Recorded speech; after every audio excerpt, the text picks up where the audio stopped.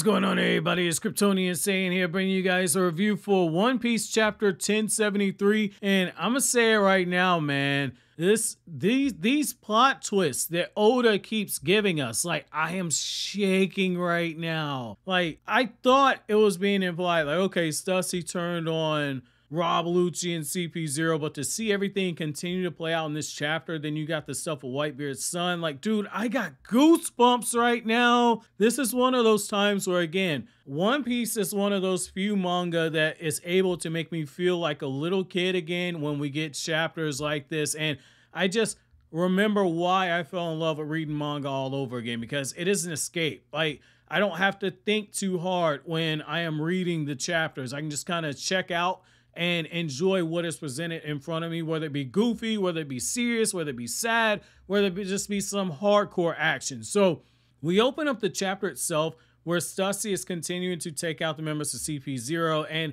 essentially Kaku's been taken down. She uses the paper after image and she's able to fool Rob Lucci, take him down by using Sea Prism Stone. And after Rob Lucci's been incapacitated, she then begins to start talking to the Vegapunks, and Usopp's like, wait a second, you mean to tell me that you guys had a spy inside the world government? What in the world is going on here?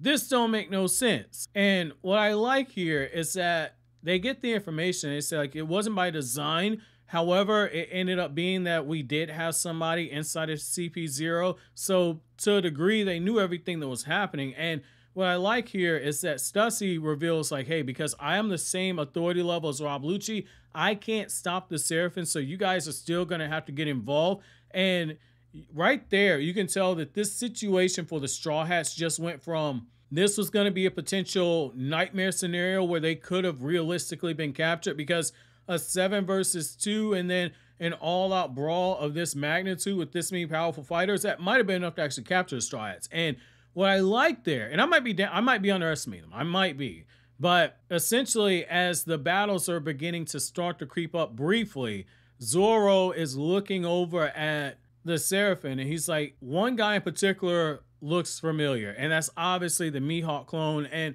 what I like here is that as they begin to start mixing it up and getting into battle, Zoro says, like, hey, you actually look a little bit more human than him. And I like that, not because, like, it's like, oh, okay, this Seraphim looks more human than Mihawk.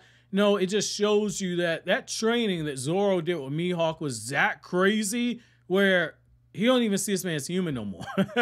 Like, well, you got to remember, like, when he first met Mihawk and he challenged him, and Mihawk just pulls out, like, a small dagger and just bodies this dude.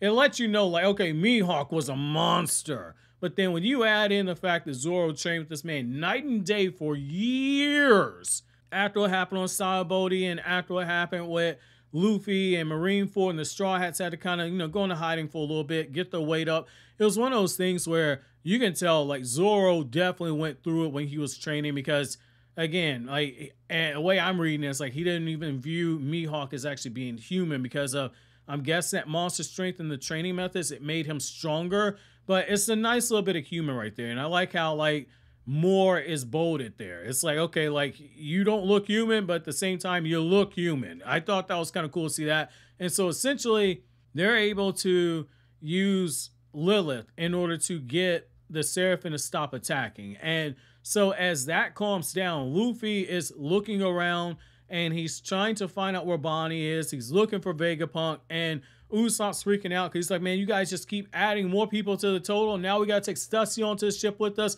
as well as these Seraphim. What's going on here? And we get what looks like a shift. I thought at first this was a flashback, but we get a shift to where we go over to Whitebeard's hometown. And we have these little kids who are running up, and I had to go back and reread this at first because, again, I thought it was a flashback. And the little kids are talking to Marco and, like, you know, the world government, you know, these dogs that came here from the Navy, they don't view us as being human unless we give them tributes. And one of them ends up pulling out a gun and points it at one of the little kid's faces.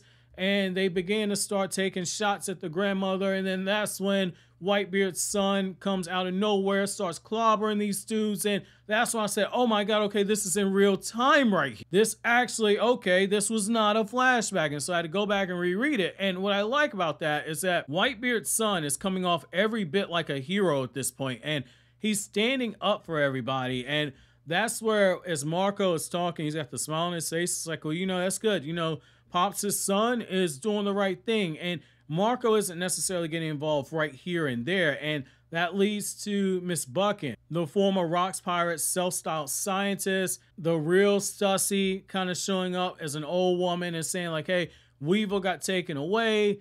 You might be doubting whether or not he's actually Whitebeard's son, but I can prove it. Dr. Vegapunk can prove it, but you got to go get him. And what I like about this is that, again, like, it's like we see multiple people being used as a way to converge towards a big battle.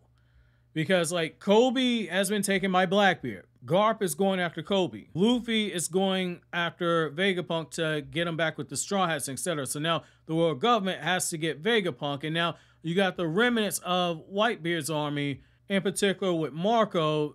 Looks like they're going to be trying to go after Whitebeard's son. Things are really converging. The only thing missing at this point is really Shanks. Shanks is missing in Buggy, but like Buggy's going to show up at some point because it's Buggy. It's going to happen. But it's one of those things where you can see Oda's beginning to start slowly positioning different ships for an even bigger battle. I thought Wano was going to be that big battle. You guys told me like Wano was going to be like this huge knockdown, drag him out fight. I kind of feel like Oda's building up for something even bigger than Wano in terms of like the mass scale of the battles that we got waiting for us. I am going to be very curious to see if Oda can pull something like that off, because I thought Wano was probably, I'm not even going to say probably, it was better well executed than Bleach's 1,000 Year Blood War arc, in my opinion, and better executed than Naruto's Fourth Shinobi World War, because the fights in both of those manga arcs at times felt a little jarring to keep up with in terms of there were so many different battles taking place, whereas with Wano, everything was kind of streamlined. I kind of feel like if you're going to go even bigger than that, you run a little bit of a risk there.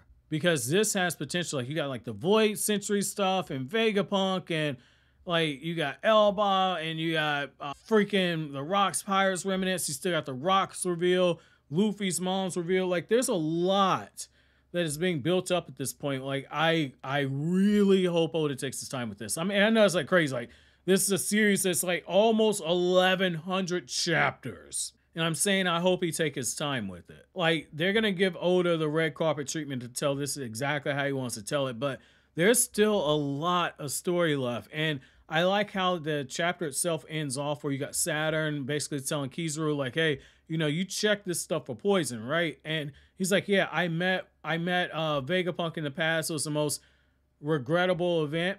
It happened a long time ago. And you look like you're going to get more of that information, what happened with Vegapunk and Saturn and the elders and part of what led to that falling out. But this is one of those things where, like, this chapter had so much going on and at the same time it had so little, but I was still hooked nonetheless. Again, I felt like a little kid when I was reading this chapter, man. I don't have a chapter question here because I just really want to get into the next chapter itself.